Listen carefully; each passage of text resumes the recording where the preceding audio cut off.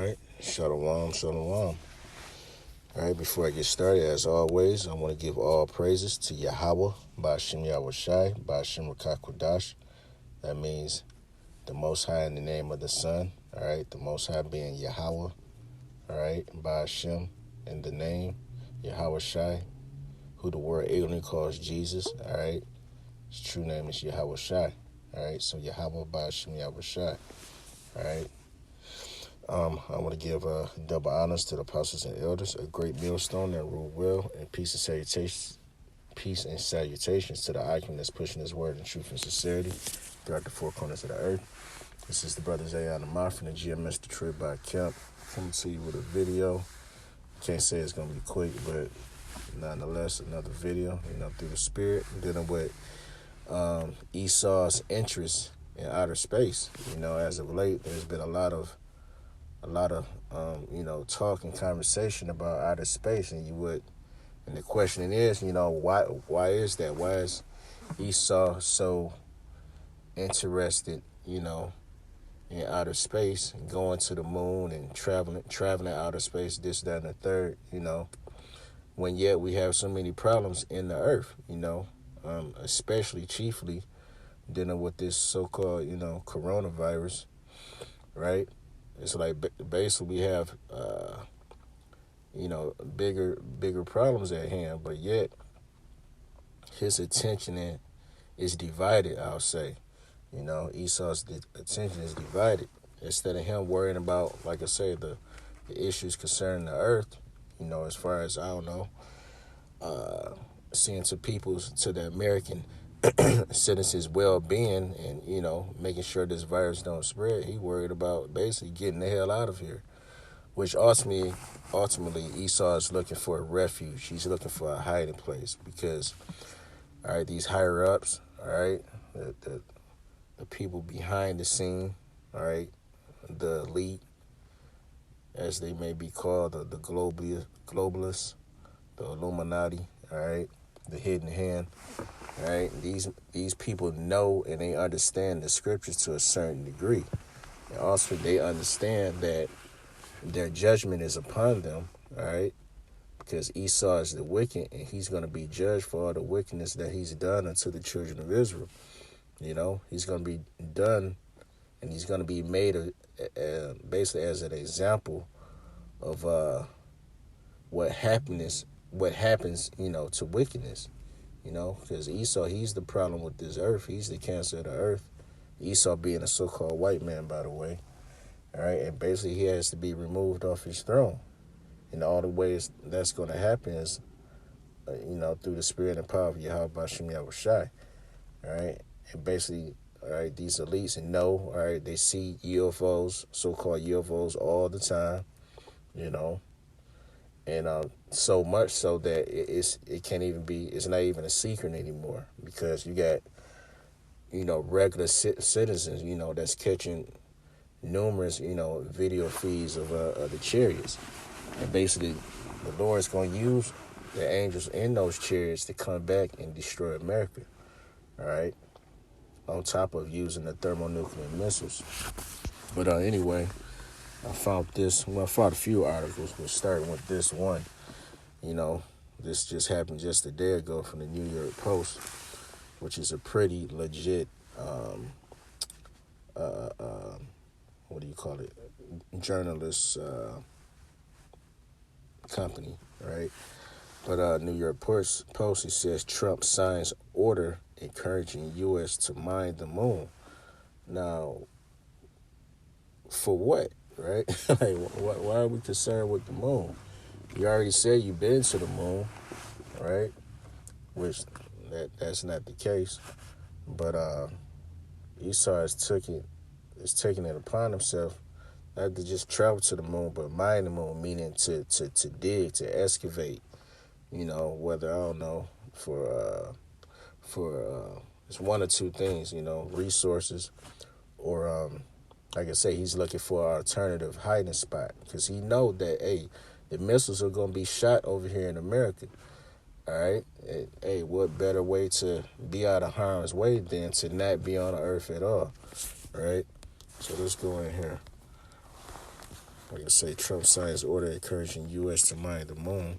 All right, said the moon's water, ice, and other natural source resources. See, I ain't even go into this article just yet, but that's Esau's mo. It's either resources, you know what I'm saying, because Esau he's an opportunist, by heart. So, he any and everything he does is an ulterior motive all the time. I don't care, how much he smiled and what type of big words he used. Just know, hey, he got something up his sleeve each and every time. Hit right the first sentence, right? Resources. It says can be mined and used by the United States, according to a new executive order signed by President Trump. The president on Monday signed the executive order, right? Mind you, all the while all this confusion is going on with this coronavirus, right? See, he had in his hand doing some other, mischief on the side. See, he said which has been in the works for about a year, titled encouraging international support for the recovery and use of space resources. Like, dang, we haven't exhausted all the resources here in the earth. Like, the earth ain't good enough. That ain't enough for you. You got to go after the moon too. And, hey man, that's see period. And look at the example, man. Look at America. Look at the earth. The earth is dying. The earth is in mourning. You know what I'm saying? So what you think he gonna do with the moon if he had that opportunity? That's just another reason for the Lord to come back and annihilate this place, right, and put Esau in his place, right? It said that the directive stresses that the 1967 Outer Space Treaty allows for the use of space resources on the moon, Mars, and elsewhere. Outer space is a legally and physically unique domain of human activity, and the United States does not view space as global commons. Okay. So, just, Esau up to no good. Another article I have found, just dealing with this outer space nonsense as of recent, right? This is from CNN, for what that's worth. But it says Trump sinks billions more for NASA to get U.S. astronauts on the moon by 2024. And Lord willing, we won't be here that damn long, Because, shit, this place about to crack, Lord willing, that will not take place, all right? But just in this statement, it's like, why is this even news? Like I say, you claim you went to the moon 40 years ago, so why is this such a big deal all of a sudden, right? It says the Trump administration is seeking a big boost to NASA's annual funding in order to fulfill its mission to put a man and woman on the moon by 2024, right? Yeah, like I said, even if they could do this or were allowed the time to do this, you can see through the spirit that Esau, he's worried. He already has his bunkers, his what they call them DUMBs, deep underground military bases, right? Which is stocked with, food, water, shelter, of course, clothing, this, that, and the third, because they know, hey, shit is about to hit the fan out here, man.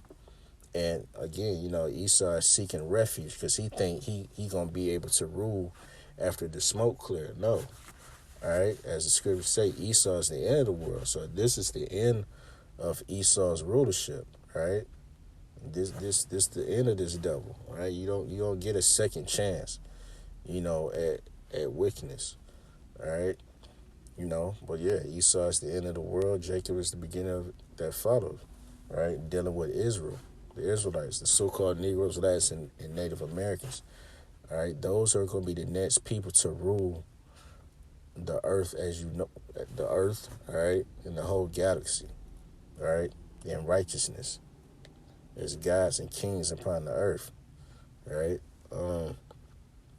He said in his annual budget request released Monday, The White House asked Congress to allocate more than $25 billion for NASA in the 2021 fiscal year, with $12.4 billion earmarked specifically for the moon landing program.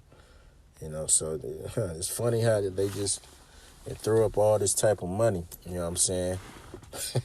But at the same time, like you say, with this coronavirus, they have a hard time, right? Throwing a little peasy, what, $1,200 in your checking account. You know what I'm saying? But yeah, you got billions upon billions of dollars to travel out of space. To travel something that's unknown. Like, give me a break. But all right, let's see here. This is let's grab a few scripts. This is Obadiah. All right, Christians don't know about this. I don't even know this book exists. All right, Obadiah in the Old Testament. All right, old or new, it all applies because it's one book. It's one roll. You got to eat the whole roll. The bitter with the sweet. All right.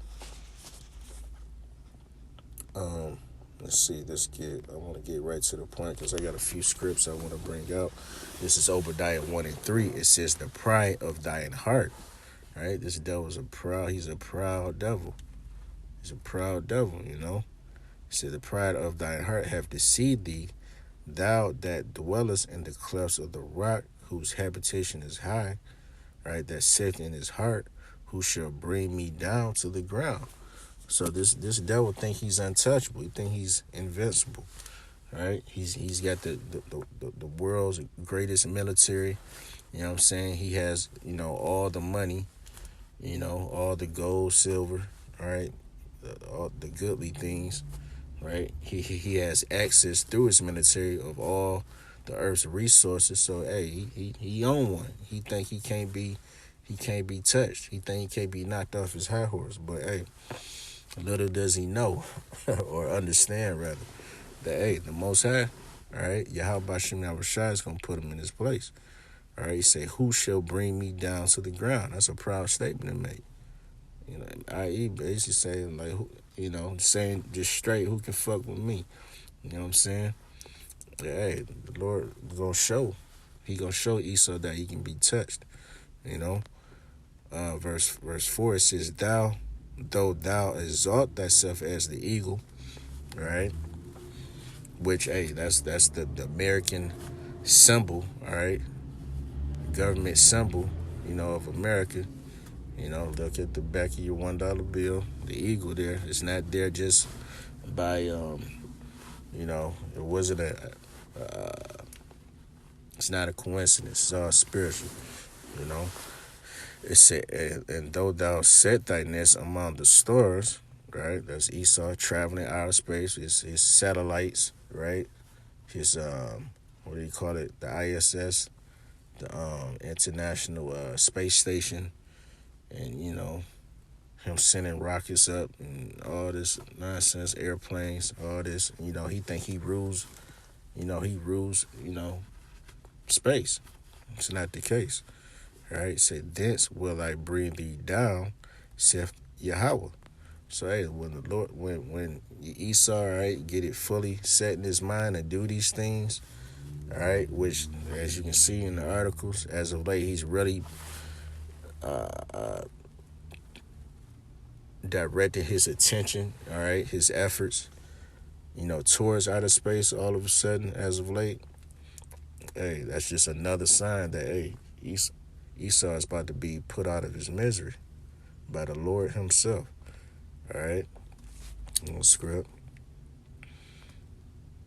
Just like I say. And through the Spirit, this is also the Lord working through Esau to set the stage. All right. To set the stage, all right, for the war in heaven. With Yahweh Shai, Michael and the angels. Right, Esau and his military force. Matter of fact, before I grab this, I have found something else dealing with that. Cause that's another thing, right? Dealing with the executive orders All right, this another thing that Trump signed into law was that he added basically a space force, which is now the sixth branch of the military. All right, so that's a big deal. They take this is serious. This ain't for play.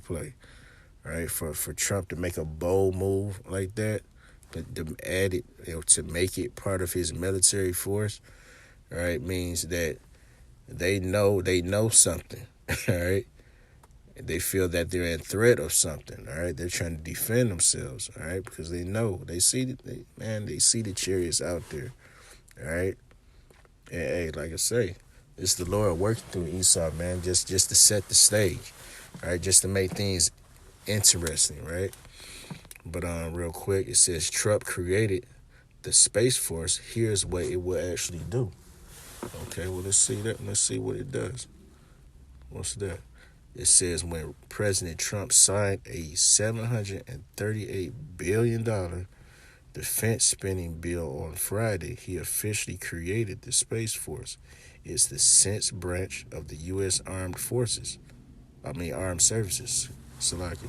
It says in the first new military service since the Air Force was created in 1947. So wow, check that out. You know what I'm saying? So you can see Esau through the street. He's moving in haste, right? Like what the scriptures say. He basically roughly paraphrased. He moving about as a roaring lion. You know. No, that's not what I want.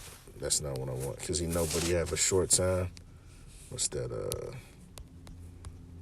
Got so many scriptures rolling around in my head. Kind of Revelation 12:12. You know. Real quick. Therefore rejoice ye heavens and ye that dwell in them. Woe to the inhabitants of the earth and of the sea, for the devil is come down to you having great wrath, because he knoweth that he have but a short time. That's why he moving swift. All right, he getting these bills, signed left and right, quick, swiftly. Money coming out of thin air. You know what I'm saying? Swiftly. Like, all right, this ain't bad. This is going down. It's going down through the spirit. The world is about to experience, all right, something that has, that's never been experienced to mankind. All right, the Lord about to get busy, all right, with these devils out here. All right, the war in heaven. All right, but real quick, it says, where we at here? Wrong article. Okay, going back, dealing with the Space Force. All right, it says space is the world's newest war-fighting domain. Check that out. President Trump said during the signing ceremony. Now this is prophecy here. All right, let's jump back. All right, he said, wow, that's heavy. I gotta read that again. It says space is the world's newest war-fighting domain. All right, so they know and understand that it's gonna be a war in the heavens. All right, in the sky. All right, in outer space. All right, this is Revelation 12:7. And there was war in heaven. All right, man, you tell me, is the scriptures is the scriptures true or what, man? Scriptures is on point. Scriptures is on point, man. You can't tell me nothing about this Bible. All right, this Bible is the truth. All right, it's just the understanding that you have is flawed. All right, dealing with all these false religions, these false prophets, these fake pastors. They the problem, right? The Bible ain't the problem, right? The Bible is the word of the Lord. What are you talking about? So Revelation 12:7, and there was war in heaven. Michael and his angels fought against the dragon. Who's the dragon? Basically, the dragon represents Rome, and basically in the second leg of the Roman Empire, all right? Because they came back into power. Esau came back into power around the 1600s, right, during the Renaissance period. Basically took over the everything, every fucking thing. You know what I'm saying? So the dragon, all right, represents you Edomites, all right, essentially. He said the dragon fought and his angels and prevailed not. So hey, he ain't gonna win this battle, all right. He's not gonna win the war in heaven. All the money that he's spending, all right, all the technology he coming with and having designed and built, manufactured, it ain't gonna mean shit, all right, in the day of the Lord, all right. It says, and prevailed not, neither was their place found anymore in heaven. All right, I mean, he's going to be put out of his misery. He's going to be knocked off his high horse, like I say. He's going to be put out of power, all right? And the great dragon was cast out, that old serpent, all right, called the devil and Satan. This is why we call the white man the devil, right? Because going back to Cain, he said that old serpent, right? That serpent was an actual man, all right, with no snake walking upon, not even walking, but slithering on the ground. It's the spirit of Esau, right? Because the Bible deals with reincarnation, if you didn't know, right? Your spirit comes back roughly every 3-4 generations, all right? Spirit doesn't die. It's energy. It's just transferred, right? It says, which deceived the whole world, he was cast out into the earth, and his angels were cast out with him, all right? So he basically, Esau time is running out. All right, he knows and understands that. That's why he's prepping, all right, on a carnal level, right, to what he think is to defend himself, right, against the Heavenly Father and the angels. Because, you know, hey, Esau, he's had a great run, you know, right, and hey, it's basically what any, you know, person in power would do. You know, you're gonna go down with a fight. You don't want to. Esau don't want to give up his kingdom, everything he's worked for. You know what I'm saying? On our backs, by the way, on the backs of Negroes, Blacks, and Native Americans. He don't want to give that up. But hey, prophecy has to be fulfilled. You know. This is Amos 9:2. It said, though they dig into hell, then shall my hand take them. Though they climb up to heaven, thence will I bring them down. Okay. So, hey, it's nowhere this devil can go hide, all right? The Lord's going to give, all right, the elect, the 144,000, all right, and 1/3 of the nation of Israel. He's going to give those men that spiritual power, all right, to basically be as gods, all right, to actually manipulate, you know, elements, all right, to have superhuman strength, you know what I mean? You know, to the see through walls, you name it. We're gonna be able to do it. So with that, hey, this devil ain't gonna be able to hide, all right? And with his so-called defense system, it's gonna be feeble, all right, in comparison to the men of the Lord. You know, we're gonna be like Superman, like Hancocks, all right, walking the earth, all right, in our power, in our full strength, all right. It says, and though they hide themselves in the top of Carmel, meaning in the mountains, basically, they try to hide themselves in the mountains. You can't hide there either. You can't hide underground. You can't hide in the mountains. You can't hide in outer space. All right, we're gonna seek you out. The Lord gonna make us hunters in that day. All right, we're gonna be hunting you devils for sport. All right, just like you've done us. All right, it said, I will search and take them out thence, and though they be hid from my sight in the bottom of the sea, thence I will command the serpent. All right, what's the serpent? Leviathan. All right, that's the Most High's pit bull, so to say. All right, and there's several Leviathans. The Lord made everything plentiful. All right, so it ain't just one.